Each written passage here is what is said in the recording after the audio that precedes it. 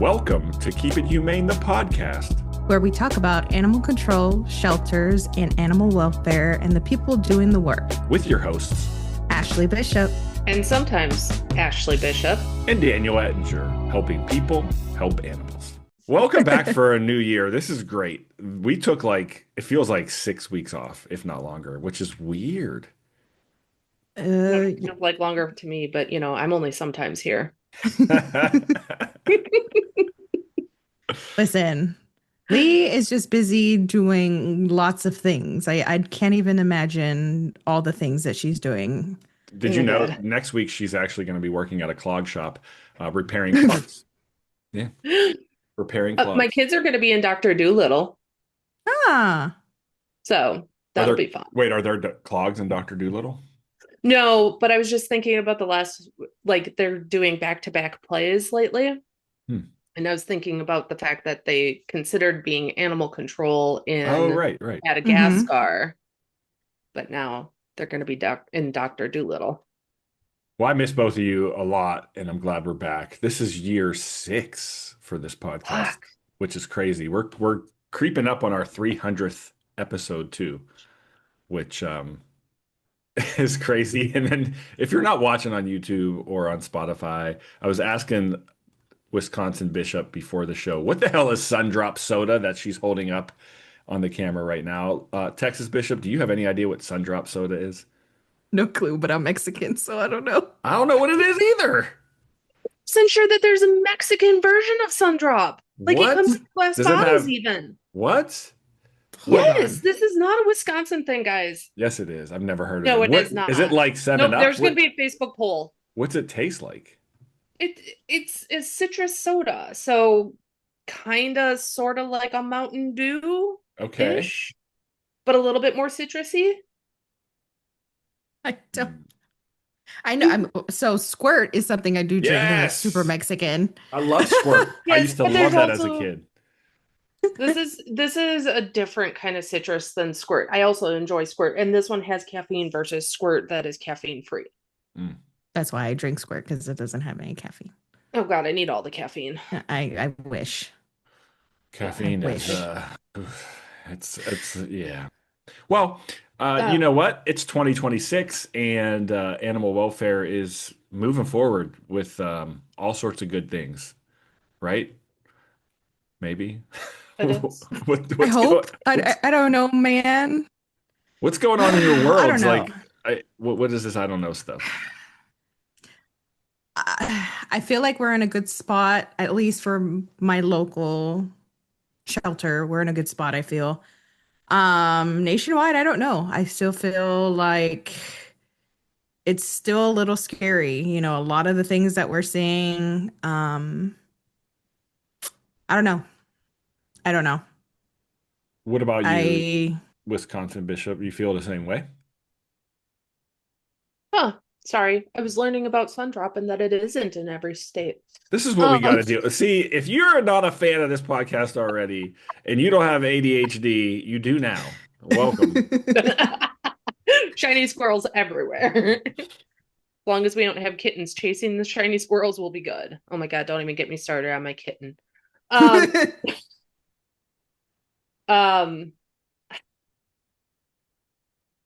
I like to think that we are moving forward. I still regularly get my coworkers have gotten to a point where they hear the question of, are you a no-kill shelter? And they all brace themselves because they know I'm jumping up on my soapbox to educate people. But there's a lot of the education of the public that is still not happening globally. This is true. So I'm actually hosting my first ever online version of Smart Shelters the 26th, which is a Monday of January 2026. And you can join that webinar if you will. Just go to keepithumane.com and find out more info. But the reason I even bring that up, not necessarily just to plug that class, but is really just to talk about what you just mentioned. Like there's a misleading identity in our in our industry and just misleading thoughts and comments. And I still think like outside of that topic and you bring up the no kill terminology, there's still a lot of great work being done by those who subscribe to that language. And I think we can continue to get there as a group. When I look at certain things like, how we are in the no kill rate in the United States, I actually took time this week to go to bestfriends.org. I think that's what their website is, bestfriendsanimalsanctuary.org. Because I was just curious, they started the no kill movement 2025 in 2016, I believe, and they didn't reach that goal, which I'm not here to the point of bringing that up isn't to like shame them for not reaching that goal. It's actually to focus on some of the good things that have come from that, which is actually like just more awareness around how animals are treated in shelters. My only issue with that is, has there been a study from, and I know for me, I haven't done it, so I can't really speak on what the truth of this is, but what has the public safety been like from dogs for that 10-year period? Are we putting more dogs in the community that potentially are causing public safety issues where our bites increasing, our fatalities increasing from dogs?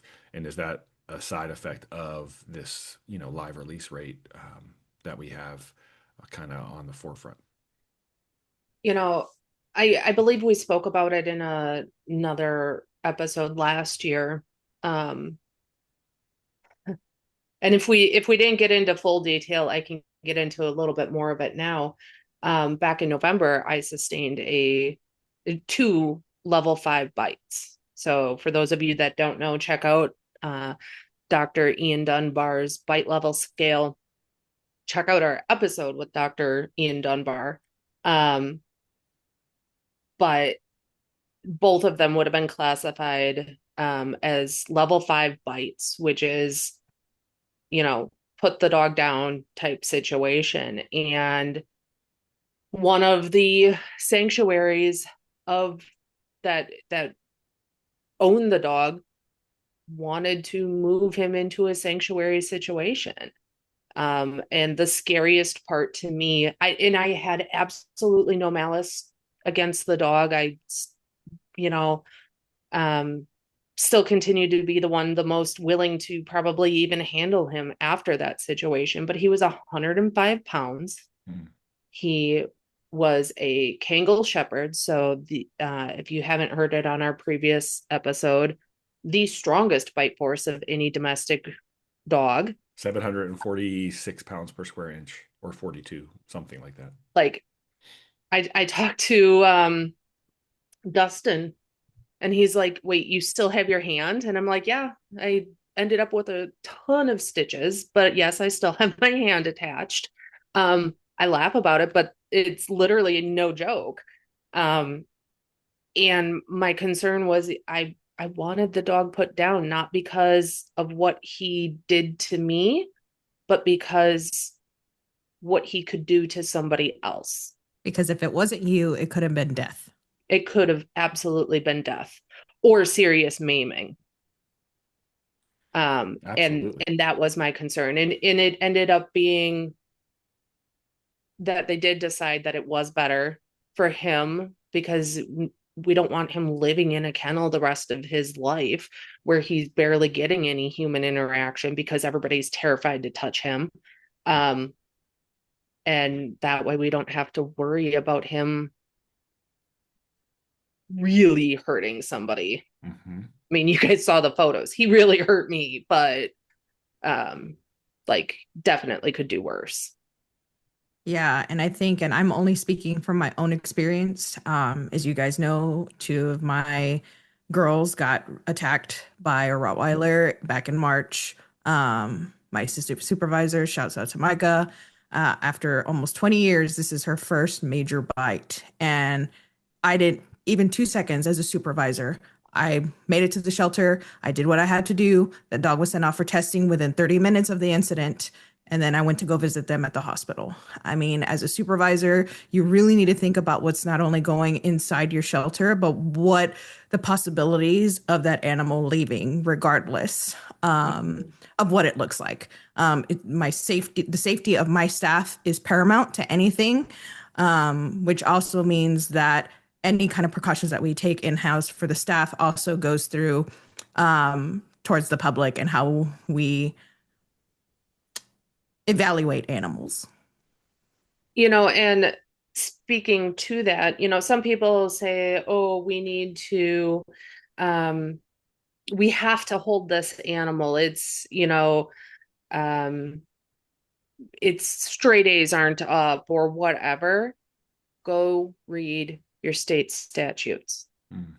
We actually have it written into our state statutes that if an animal is deemed it is inhumane due to the animal's health to keep them alive, or if there is a significant safety concern of the staff that have to handle the animal, it is legal to euthanize them.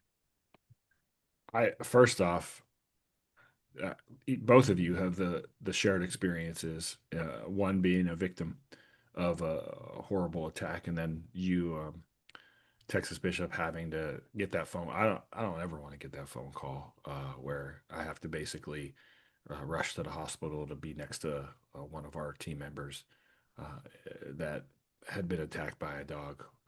It's just it's one of those things where we try to train and provide all the necessary tools for our team members to be safe, because that's the number one priority in my book is our team safety, because um, they deserve that. And I think at what cost is saving them all, putting our team at risk or putting our community at risk, and that's where I go with all of this stuff. And today's episode wasn't necessarily to talk specifically about the no kill movement, but as I was doing some of my research, I came across a really long article that I've been skimming through from the Smithsonian magazine, Smithsonian.com, about, and the title of it, we can put the link in the show notes, and maybe we can get this author of this article on to talk about it. But the nation's biggest animal sanctuary operates under a mantra to save them all. How could that be controversial?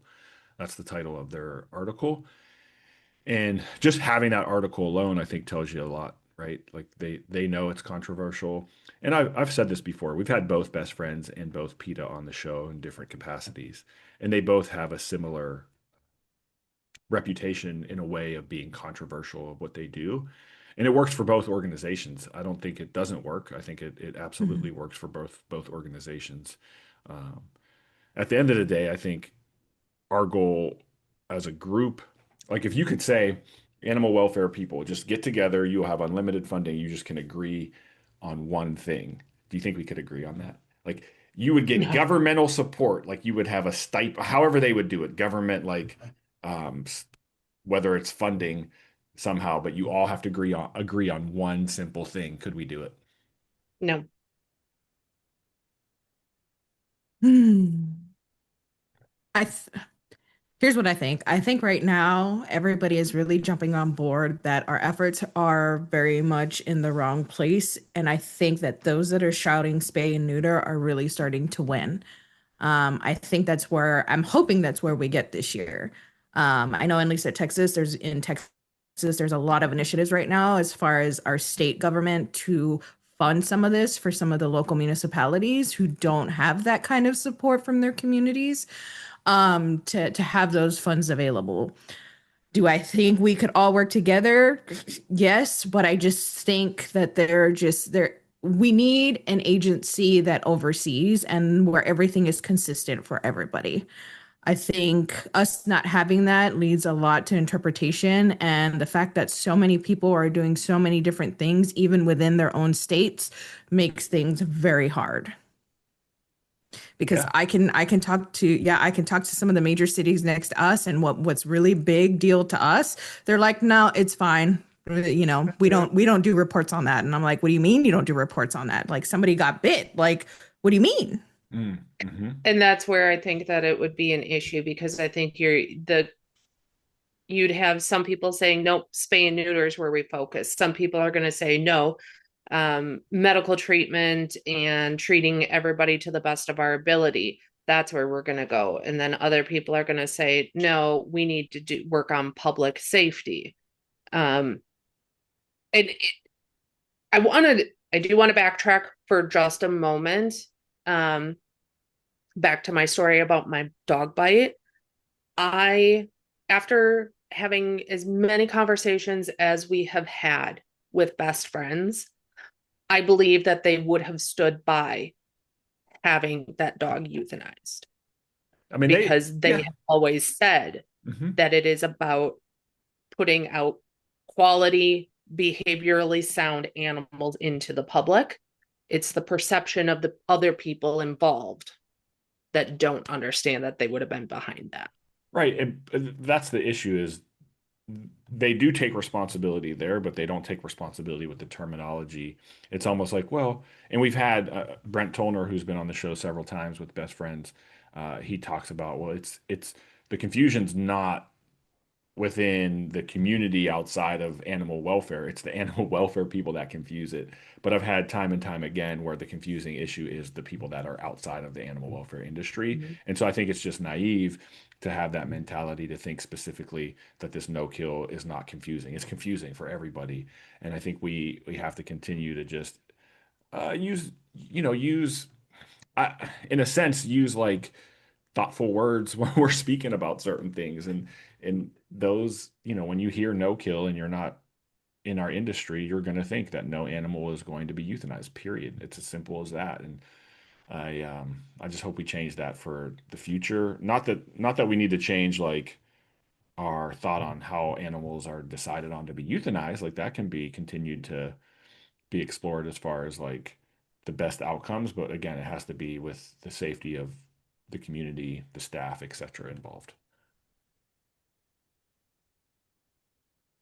I agree. And I think consistency for me, I hope in this new year is just what I hope for. And consistency on how we're reporting things, how everybody's trying to be as transparent as possible. Like for us, again, being a municipality, we're already having to be transparent because we're a municipality. So we have no way around it. But even then, it's not about going around the truth about what's going on in animal welfare right now.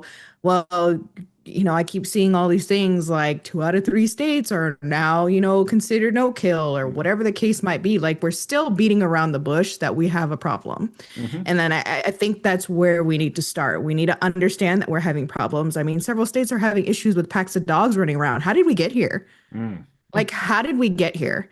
Um, and how do we fix it without the community just calling out for our throats? You know what I mean? Like, how do we fix it? Because the reality is, a lot of these packs of dogs will take months, if not years, of rehabilitation. And who has space for that? You know who has space for that? The community. The community needs to get involved. So I shout out to all of the community members, government, or just general citizens. Reach out to your shelters. Ask how you can help. Is there a fostering program? No, why not? Because you don't have a foster coordinator? Great, I volunteer to coordinate it. Teach me what I need to know so that I can do it. And I'll get the people, it has to be a community effort and not just a single entity coming in trying to fix everything. Because guess what? We also didn't break it.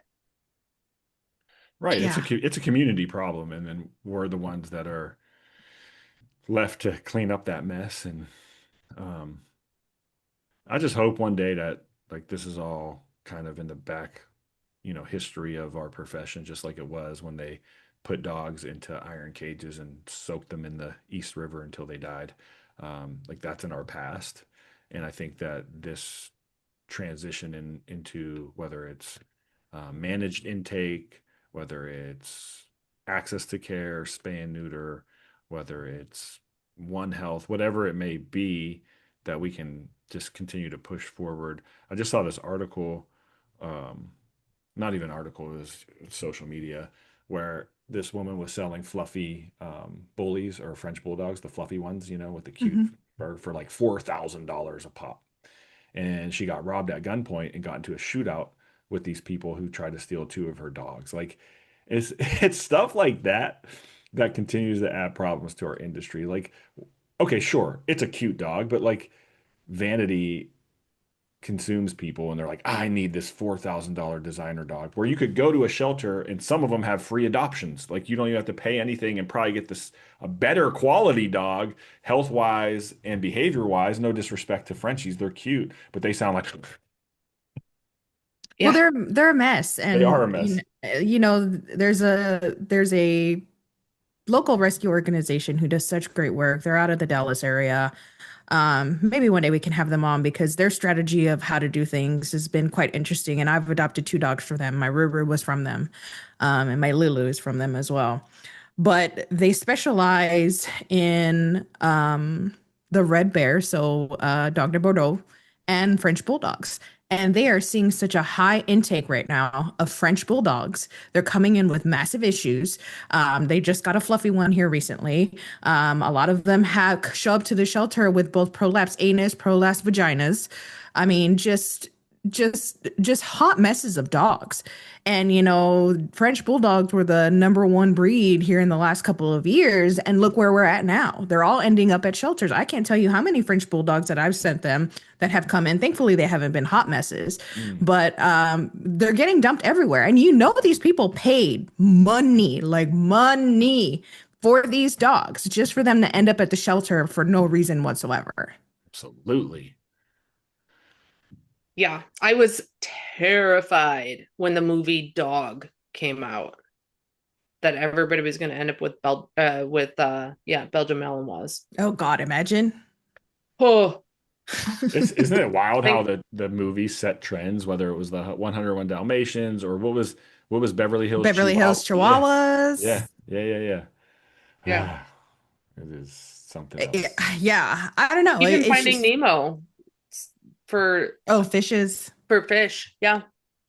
I didn't even think about that. I mean, we've had a couple of tanks be dumped by kids in the area that we took on and got adopted out eventually. Well, it's not going Or to like, be, yeah, change is yeah, not going to be easy. No, and no. that's the reality. Um, we hope to continue to be that voice, like where we can at least, I feel like we're more practical. Not to say that other people aren't practical, but I feel like there's a lot of emotional decisions being made versus practical decisions. I agree. And I just feel like a lot of us in the industry are scared. I'm not gonna lie, it gets a little stressful to have to go on to work today or any day because, what are we going to see today? Like, what do we have? Minus the animals. Like, I can do that every day. I don't have a problem coming into work and dealing with the animals that have issues or whatever. It's the other part of it that I think a lot of us dread going into the office every single day or going into the field every single day. And it's that cortisol that sometimes just takes its toll on all of us because we just don't know what it is. Are we going to be that next, ACO on, some of these pages that are just trashing them because they don't know the whole story? One clip, 3 seconds can just be so detrimental these days. And, sometimes it's warranted. Don't get me wrong. There's a lot of bad players in our field, in every field. Um, but I mean, it's just sometimes it's terrifying. It really is to have to go into work and just, well, what's going to happen today? Yep.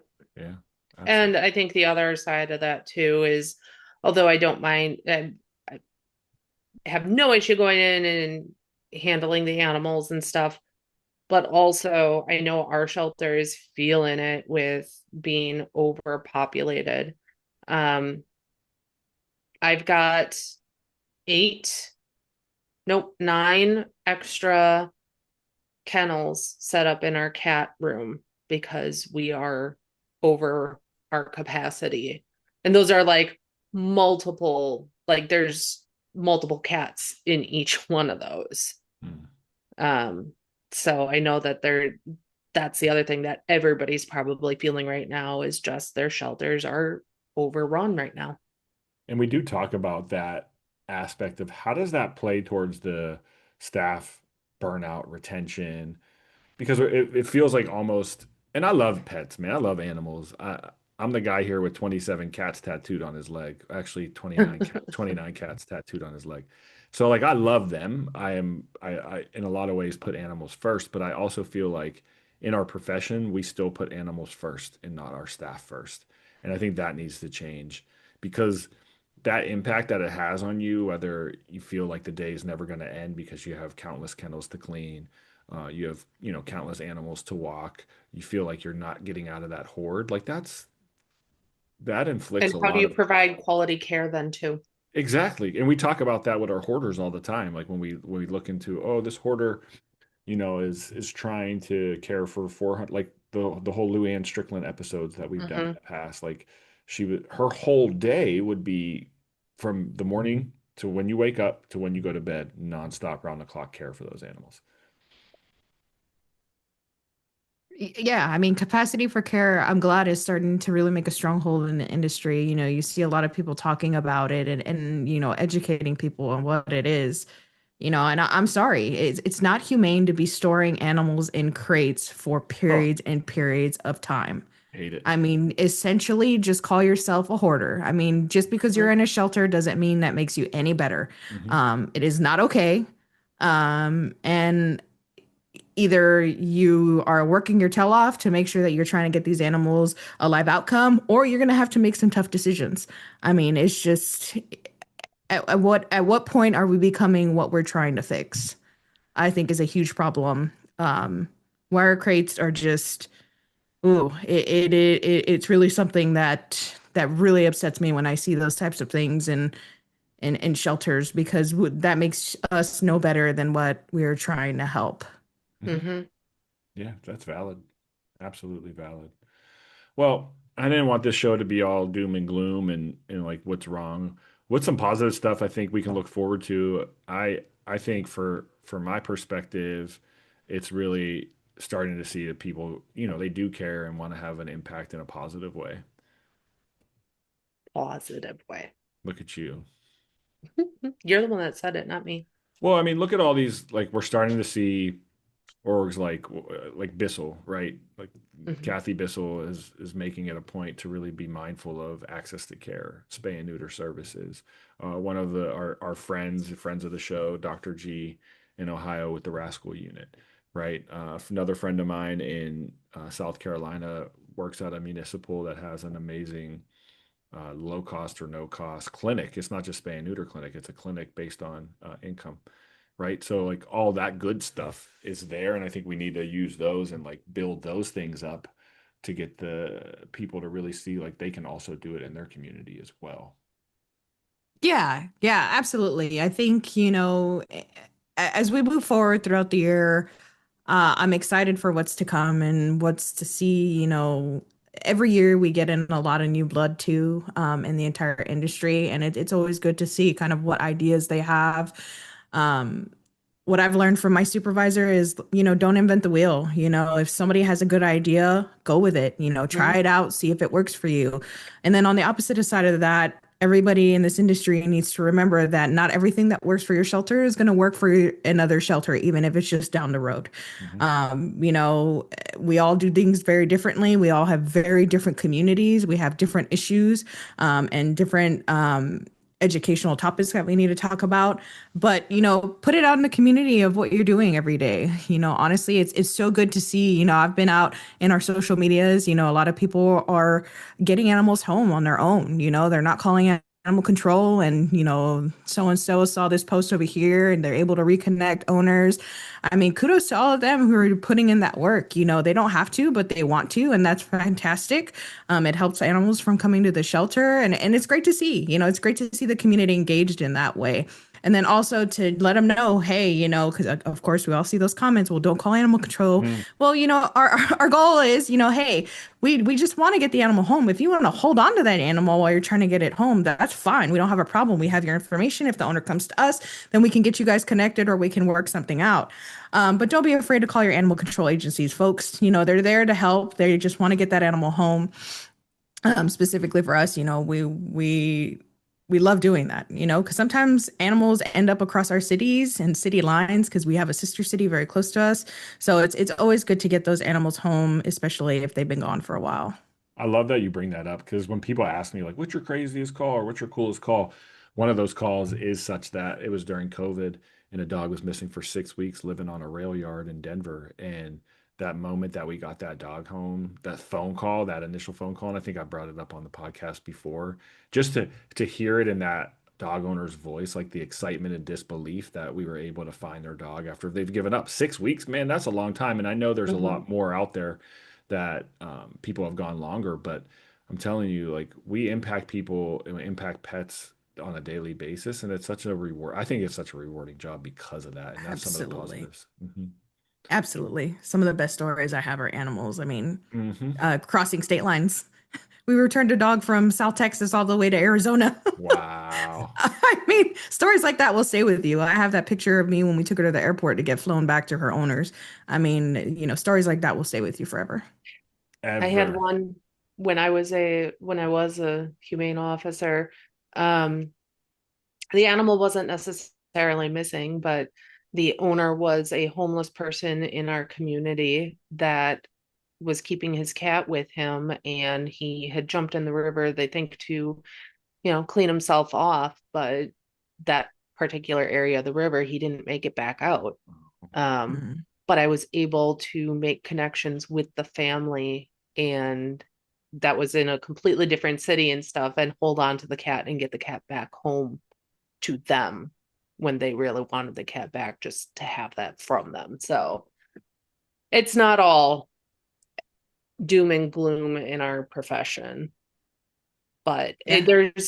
I was looking if anybody was watching and it looked like I was not paying attention. I was, but Mm, didn't we have an article that we shared regarding somebody that is trying to get animals to be labeled as dependents, yeah, we've Hmm. talked about that on this show for but somebody's actively trying to do it? yeah, you sent us that article, right?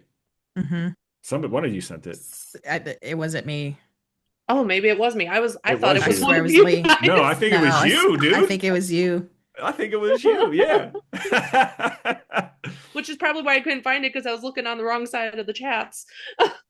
Well, Good while you grief. do that, you brought up a good point. So one of the things we like to do on the show is chat GPT our people, Oh and God. we're gonna start with Ashlee Rodriguez Bishop out of Texas Oh because God. ChatGPT is on Yes. point. Ready? You ready? I'm ready. Oh, I'm not Ashlee ready. Rodriguez Bishop is a professional in the field of animal services and welfare leadership. She is known for her work in municipal animal services, particularly with the city of Beep Services in Beep, Texas. Current role supervisor of Beep, overseeing both Beep and Beep. I have to do that because I mean, people can look it up, but I don't want to put it out there anyway. She earned her master's degree of science in veterinary public health and epidemiology from Texas A&M. Go, what are they? Longhorns? Go Aggies. Oh, Oh, shoot. how dare you? How dare everybody? I'm gonna show this to everybody. Ooh, Dan, saw you him done off. messed up. Saw him off. Oh no, sir. Ashley started her career working as an animal care technician in shelters and clinics. She later became the program coordinator and the supervisor of Beep Animal Services. Her early experiences working in low-cost animal management and what is that word? Oh, predominantly, yep, I know how to read. Sure, I do. Predominantly Hispanic communities informed her approach to public health and shelter leadership. Recognition and impact. She received the Rising Star Award from Texas A&M. No, that was good. We had a great show on that one. If you missed it, go back and find it. The highest award the school gives to alumni for her contributions to fostering cooperation between veterinary medicine and animal shelters. She has also partnered with academic programs to provide learning opportunities for students in shelter management and public health research. And in addition to her professional work, she actively is involved in improving shelter practices and animal control in her community, applying principles of public health, zoonotic disease control, and ethical animal management in her daily role. There you go. Oh, also, she's connected to Keep It Humane, the podcast. The podcast lists Ashlee as one of the hosts alongside Daniel Ettinger, but public available biographies mostly reference Ashlee as animal service leadership and award recognition. So that's ChatGPT for you. Pretty dang accurate. Blech. Blech. I hate it. Take it back. All of it. Erase it. Nope. It was great stuff. That's wonderful. Ooh, okay. I'm gonna do Oh, Dan then, and then you can do Lee. I'll do Lee. Okay, cool. All right. It Oh, I'm says scared. Daniel Lineker. I'm actually kind of scared. The good news is I have editing powers.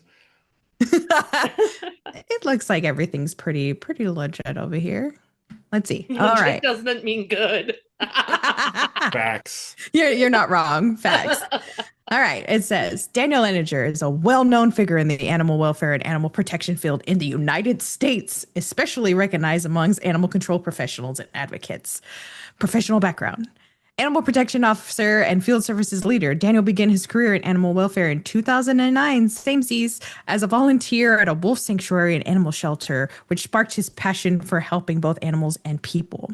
Over the years, he worked his way up through animal control officer, field training officer, and supervisor in various agencies, gaining extensive field experience in cruelty and neglect investigations, bite responses, and public safety work. He currently serves as a beep at a beep, where he leads teams focused on compassionate, trauma-informed enforcement and community service. He's a host and educator on the Keep It Humane, the podcast, a show aimed at animal control officers, shelter staff, and animal welfare professionals to share insights, strategies, and perspectives on the profession. He is also an instructor for training programs and engaged law enforcement, veterinarians, and animal services professionals, especially on the topics like the link between animal cruelty and other forms of violence. Dan is recognized internationally as a speaker and trainer, advocating for proactive, humane approaches to animal protection and helping reshape outdated stereotypes about animal control work. Daniel emphasizes the modern animal protection involves both enforcement and community education, requiring officers to be empathetic, trauma-informed, and skilled at working with peoples as well as animals. It only knows all that stuff because I put in there every day. Can you help me write or fix this about this? And then it's like, it just knows. It was like, oh, okay. I have all that data on Daniel because he puts it in there all the dang time. No, that's fantastic. Oh, stop. You're I too love it. All right. It's Ashlee, Wisconsin Bishop. So first, what came up when I did it just blandly, um, I'm sorry, Ashlee. There isn't one widely known public figure named Ashlee Bishop with a single obvious identity. The name refers to multiple individuals depending on context. Here are the most notable possibilities. Ashlee Bishop, hairstylist. Ashlee Bishop, which if you're watching That's on gonna be the YouTube, next one. I mean, if you're watching on YouTube, she got her hair styled pretty dang cool. pigtails. Yeah. but they're Um, not braided, they're twisted. and then you Oh. have the video editor, content creator, and then podcast. They said podcast guest, but someone named Ashlee Bishop appears as a co-host or guest alongside Ashlee Bishop and Daniel Ettinger on Keep It Humane. So then I dug a little deeper. And I said, come on, bro. I said, who is Ashlee Bishop Animal Welfare? And it said, oh, that Ashlee Bishop is an animal welfare professional and advocate who is best known in the animal welfare community as co-host as Keep It Humane, the podcast, a show focused on animal control, sheltering, rescue, advocacy, and broader animal welfare issues.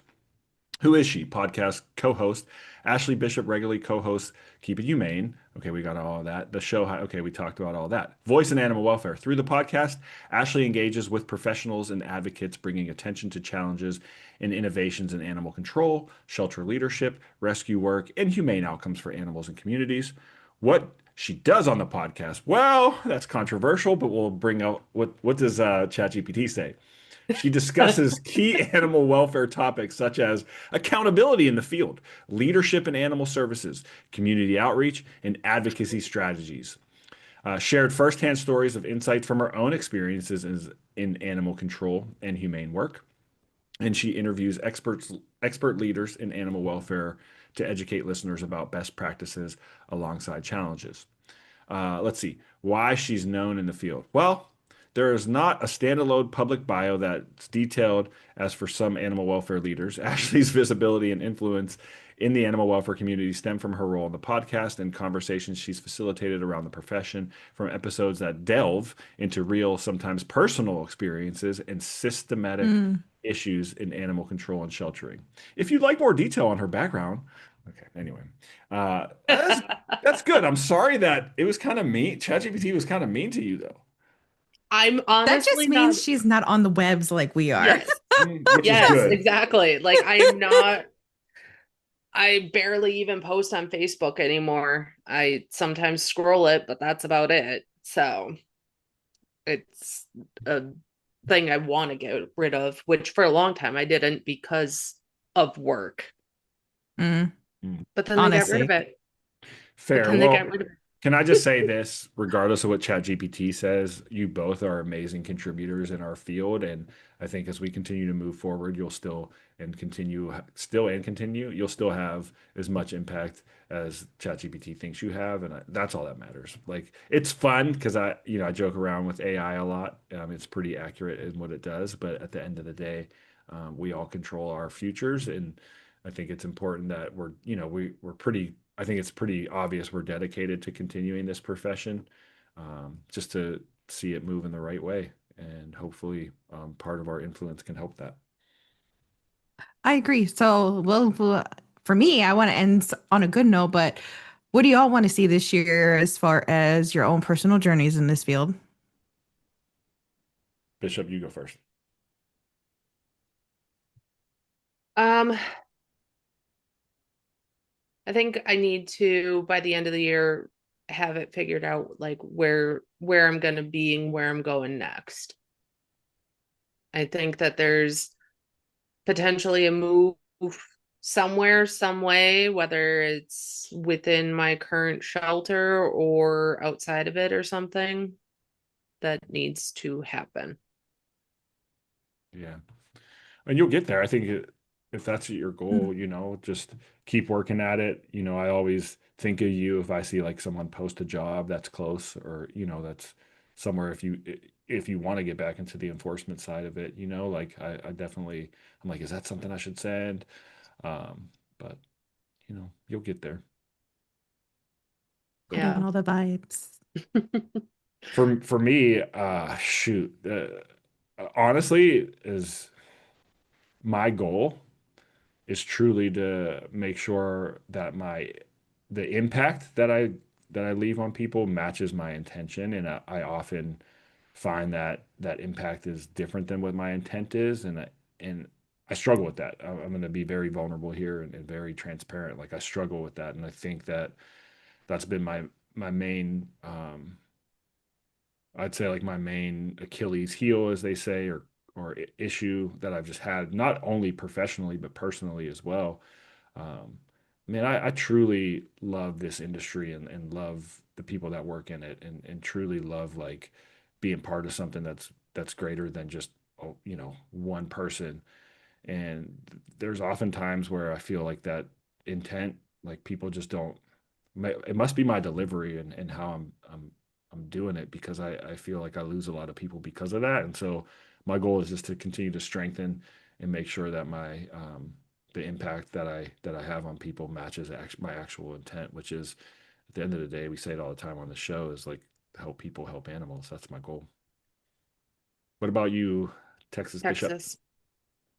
I think same, I think for me it's just working a lot on myself and how I deliver sometimes because sometimes my face says a lot more than what it should. Same girl. Same. But also taking on new challenges, like learning more things and just being okay with not being either the greatest at it or just learning where I can. That is my big goal for this year is to learn everything I possibly can. Our building's coming up. I can't tell you how nervous I am. We're having a big meeting next week about it. And it's weighing me down a lot right now. I keep getting called the expert and, the industry, this and that. And it's just putting a lot of weight on my shoulders right now. And I'm just trying to take it all in, let everybody know what I know, what I've learned through all these years from people like you two and everybody else that I've come across in this industry, whether it's animal welfare or veterinary medicine or public health. Just taking that in stride and doing what I do best and, putting my best foot forward, even though, you know me, I hate being called this, that, or the other. I'm just me. I love what I do.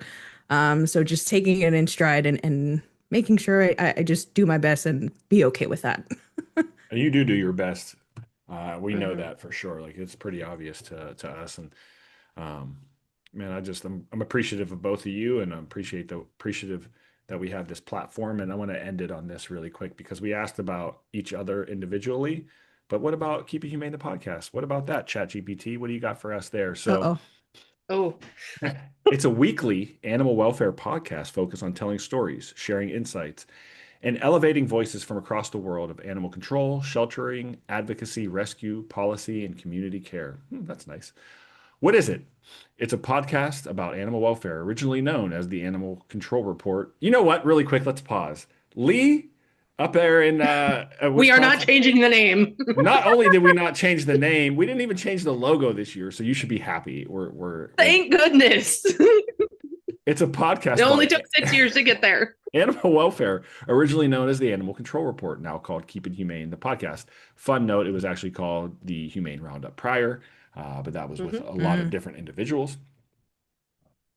The show highlights real stories, expert interviews, and meaningful conversations that explore how animals are cared for, protected, and supported in communities. Topics range from animal control practices and shelter operations to advocacy, policy discussion, and community based animal care programs. Who hosts it? The podcast is hosted by Daniel Ettinger, Ashlee Bishop, and sometimes Ashlee Bishop. I put that in there. I put that in there. It Okay. didn't say that. Okay. I was like, damn, savage. Who It's bring listening to us. who brings their experiences and perspectives from working in animal welfare and related fields. Who's it for? It's for both professionals in the field, animal control officers, shelter staff, veterinarians, advocates, and animal lovers or curious listeners can find value in the conversations. What you'll hear: interviews with experts and frontline professionals about best practices, trends, and innovative approaches in animal care. Stories from animal response work, including rescues, legal cases, community programs, and humane education efforts. How about that? Discussions on how to better support both animals and the people who serve them, helping improve outcomes across shelters and communities. In short, Keep It Humane aims to raise awareness, change perceptions, and connect people who help animals, no matter where they're coming from. That's pretty dang cool. Hmm. And you both contribute to that more than you know. So thank you both for being here for 2026 and beyond. We wouldn't have been here though, Dan, had it not been for you. Agreed. You don't give yourself enough credit, man. Yeah. I got to give that credit to Hildy, the original founder of the Humane Roundup, who I need to check in with because we're getting close to that 300th episode, and it'd be really cool to get him back. But thank Yeah. you That'd be both. fun. Yeah, thank you both. I appreciate y'all. I'm excited for this year and excited for all the new guests and just excited to see where it goes, man. There's a lot of work to be done every day. And, even if we can't help the industry as a whole, if we can just help one person and one animal every day, I And think we're doing by a great job. Hmm. helping people help animals, like that's gonna help everybody. Keep 100%. up the good work, boots on the ground. We're cheering you on. If y'all ever need anything, we're here. Hmm. Love you guys. Let's continue to help people Help animals. and keep it humane. Yay.